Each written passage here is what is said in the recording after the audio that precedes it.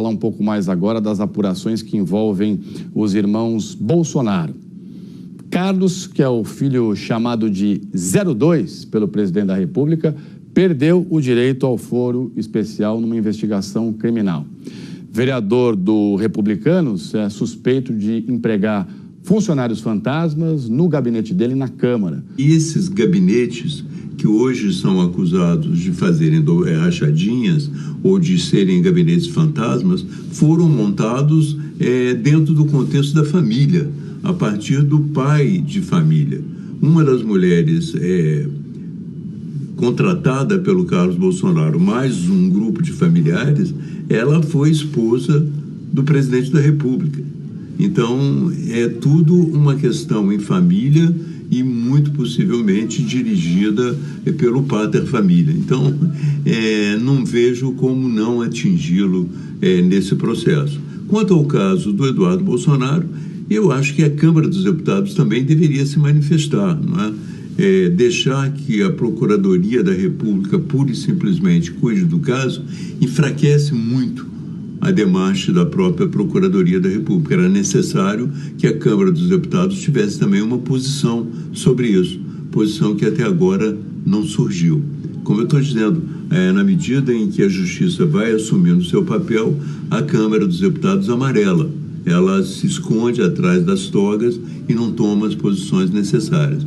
Mas a Justiça caminha e acredito que no caso do 01 e do 02, exatamente, 01 e 03, eu já não confundo um pouco essa numeração, mas no caso do Flávio e do Carlos Bolsonaro, eu acredito que dificilmente eles não serão condenados nesses processos. Ô Gabeira, e você fala muito assim de situações que, quando a gente para pensar, né, empregar funcionário fantasma, reter salário de funcionário de gabinete, porque a rachadinha é isso, né? Você emprega um monte de gente, depois você diz, você vai devolver salário, você devolve isso, você devolve aquilo, você vai devolvendo, faz um bolo e fica com esse dinheiro para você. Tudo isso é a velha política, né?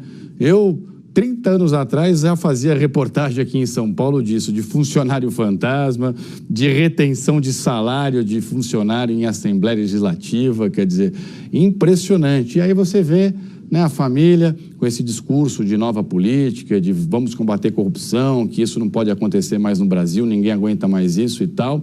E aí começa a vir à tona, né, com mais detalhes agora tudo isso, e ajuda a explicar, né, Cristiana Lobo, por que o presidente anda tão acuado, né? Especialmente depois da prisão do Fabrício Queiroz. Tem até aquela suspeita, né, de que uma filha do Fabrício, uma delas, né, foi funcionária fantasma, né, na época em que o Jair Bolsonaro era deputado federal, tem toda uma suspeita em relação a isso também. Enfim, depois da prisão do Fabrício Queiroz, a gente vê o presidente ainda mais acuado. E olhando para a situação dos 3 filhos, a gente ajuda a explicar um pouco os motivos desse momento tão difícil do presidente, né, Cris?